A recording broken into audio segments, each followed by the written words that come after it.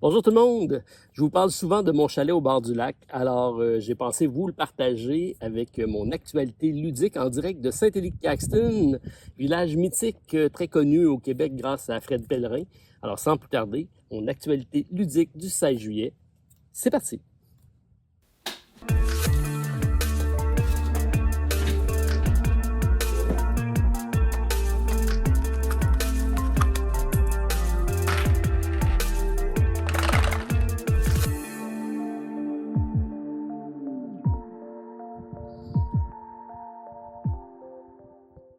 Bonjour tout le monde, très content de vous retrouver ce samedi matin si vous l'écoutez lors de la sortie de la vidéo. Alors, bienvenue dans mon actualité ludique en direct de Saint-Élie-de-Caxton.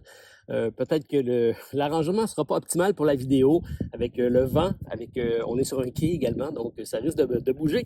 Mais je tenais quand même à partager cet environnement assez exceptionnel. C'est ici que la fin de semaine, je découvre des jeux, je fais la lecture des règles, je m'installe sur une petite table pour jouer à des jeux. Et c'est sûr que ça reste des petits jeux. Alors, on va regarder ça ensemble, quand même plusieurs réceptions cette semaine. Alors, en commençant par le très intriguant Block and Keys. Alors, c'est un jeu que je vous ai présenté durant la campagne Kickstarter. Donc, c'est un jeu de Connor McGowey. C'est de l'auteur David Van Drunen, que je ne connais pas. Mais j'invite à aller voir la vidéo que j'ai faite lors de la campagne Kickstarter. C'est quand même un jeu assez particulier. Il était en démonstration au PEL, dans lequel, donc, on va faire... on va avoir une structure en 3 dimensions qui va apparaître sur la table. On va avoir une zone de repêchage dans le bas et une zone de placement dans le haut. C'est un jeu abstrait de placement de cubes avec une thématique un petit peu archéologique. C'est très plaqué comme thématique, mais le jeu est quand même assez intéressant dans lequel donc c'est notre angle de vue qui va déterminer les points qu'on va faire selon les figurines qu'on va placer. Nos adversaires, en plaçant de leur côté, vont défaire notre jeu à nous. Donc, il y a quand même passablement d'interaction entre les joueurs. Donc, Block and Keys, ça arrive très prochainement. C'est disponible en français. C'est d'une compagnie canadienne. Donc, Connor, encore une fois, bravo. Belle production. C'est de la compagnie que je vous ai présentée avec également l'excellent Earth qui était sur la chaîne récemment. Alors, ça arrive très prochainement. Donc, ceux qui ont précommandé leur copie, vous devriez recevoir ça. Sinon, version boutique qui s'en vient également avec du beau matériel. Alors, Block and Keys, c'est réception de la semaine. Un autre projet Kickstarter et un autre projet d'une compagnie canadienne, Creature Comfort. Donc, c'est un jeu d'une thématique très familiale. On a ici donc un placement d'ouvriers, mais c'est un placement de dés dans lequel on va se préparer à l'hiver. Donc, on va aller faire des collections d'ensemble pour aller récupérer différents biens pour pouvoir passer à travers l'hiver qui s'annonce rude, mais tout ça dans le plaisir puisqu'on est donc des familles d'animaux dans lesquelles on va donc aller agrémenter notre chaumière pour l'hiver. Bref, la thématique est très accrocheuse, le visuel aussi. C'est à partir de 8 ans, c'est de 1 à 5 joueurs, c'est disponible en version française.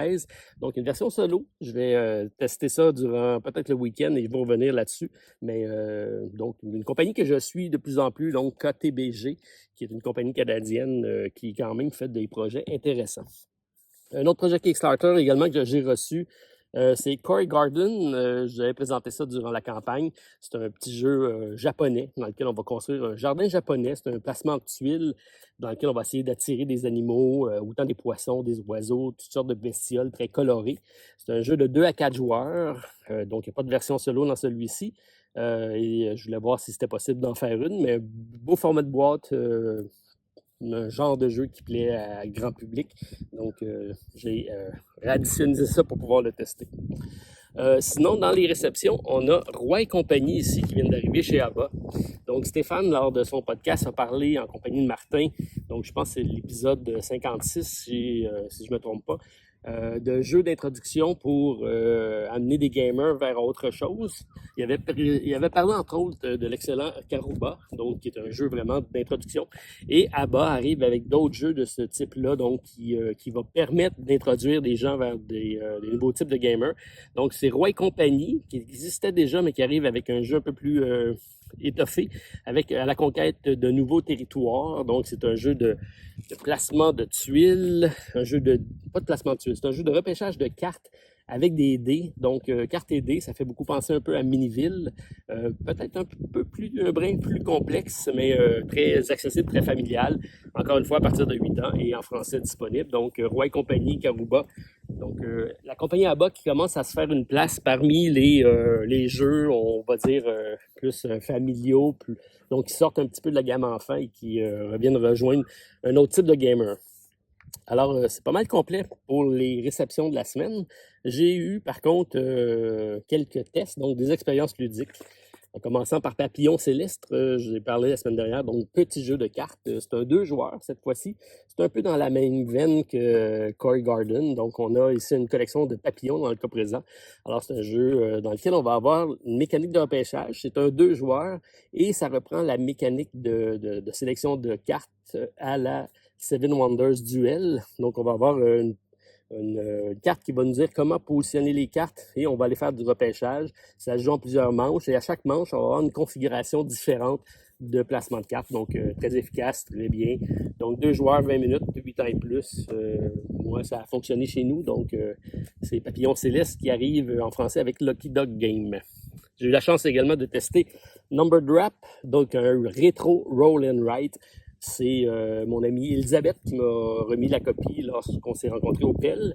Alors, c'est un roll and write dans lequel on va prendre la mécanique de Tetris, donc de drop de figurines qu'on va placer sur notre board. On va essayer de faire des chaînes de chiffres en ordre croissant ou de même chiffres pour faire différents types de pointage. C'est pas les meilleures règles que j'ai lues au niveau des jeux. Ça m'a pris un petit bout de temps quand même de comprendre, mais un coup que c'est compris, c'est très simple comme jeu, très accessible. C'est de 1 à 6 joueurs. Il y a également donc une variante solo pour laquelle j'ai testé. Et je vous invite à aller voir la chaîne d'Elisabeth, donc Ludi Solo, qui a fait d'ailleurs un top 5 ou un top 10 des jeux Roll and Write. Et elle fait mention d'ailleurs de Number Drop dans sa vidéo. Donc, vous irez jeter un coup d'œil là-dessus.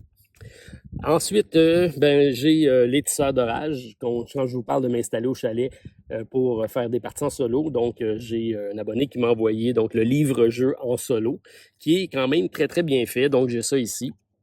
Si on regarde le jeu, donc ça vient avec la particularité, c'est que on a effectivement un très beau livre. C'est vraiment un vrai livre dont vous êtes le héros, mais dans lequel on va avoir différentes maps, on va avoir certaines rencontres, il va y avoir plusieurs personnages, et on va pouvoir avoir des standees pour pouvoir faire des champs de bataille. Donc, ça se joue avec des dés, c'est très simple. Beau matériel, ça ajoute un petit affaire plus de complexité qu'un livre dont vous êtes le héros traditionnel, mais sinon, ça reste un livre très de ce type-là qui fonctionne bien. Je ne suis pas rendu assez loin dans l'histoire pour voir si ça a réinventé le genre. Jusqu'à date, c'est assez conforme à ce que je connaissais des livres-jeux. Donc, des livres-jeux. Je sais que Martin Lafrenière a parlé qu'il voulait peut-être en faire un podcast audio de l'aventure. Donc, ça pourrait être intéressant. Donc, tous ceux qui veulent découvrir l'aventure, je vous inviterai à aller voir la chaîne de Martin. Et notre jeu du mois en lien avec la thématique du Tour de France, c'est bien sûr Vélonimo. J'ai emmené ça parce que mes parents viennent en fin de semaine et avec donc mon neveu Philippe. Et peut-être qu'on pourra tester ce jeu-là. Ça s'est tiré d'une mécanique de jeu que tout le monde connaît au Québec. Le mythique jeu Trou de cul, pour ceux qui connaissent. Donc, une réinvention avec une thématique un petit peu plus gamer, mais très accessible. C'est pour ça que ça fait un jeu qui est très facile à montrer dans nos pubs et qui fonctionne bien avec donc comme jeu du mois. Et bien sûr, il y en a plusieurs qui vont me demander qu'est-ce qui s'est passé avec Ark Nova. Donc, Ark Nova, c'est un jeu que j'ai commencé à tester, j'ai écouté les règles, j'ai commencé mes parties. Je me donne la chance de faire quelques parties supplémentaires pour valider si finalement c'est un jeu qui rentrera dans mes top jeux de l'année ou pas. Alors, c'est à suivre. Alors, voilà. C'est une courte vidéo cette semaine. J'étais en mode camping, donc sur le bord de la plage.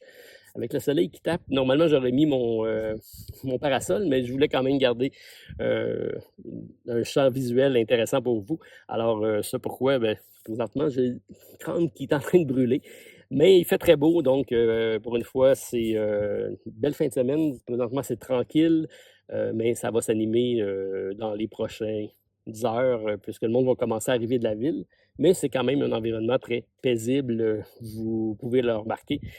Et donc, c'est ce qui complète ma vidéo de cette semaine. J'ai quoi de spécial qui va arriver au courant de la semaine prochaine avec un jeu prototype qu'on vient de recevoir en primeur. Donc, je pourrais vous montrer ça sur la chaîne. Ça s'en vient prochainement. Et je tiens aussi également à vous dire que Rodolphe ne sera pas présent demain. Il prend une semaine de congé bien méritée. Je regarderai si je peux ajouter d'autres contenus, peut-être sur Instagram ou autre, par rapport à mes gameplays de la fin de semaine. Et ben, sur ce, ça complète ma vidéo. Laissez-moi savoir c'est quoi votre coup de cœur de la semaine, avec à quoi vous allez jouer cette fin de semaine. Donc, j'attends de vous lire, puis on se voit très prochainement à la Société des Jeux. Bye tout le monde, à la prochaine.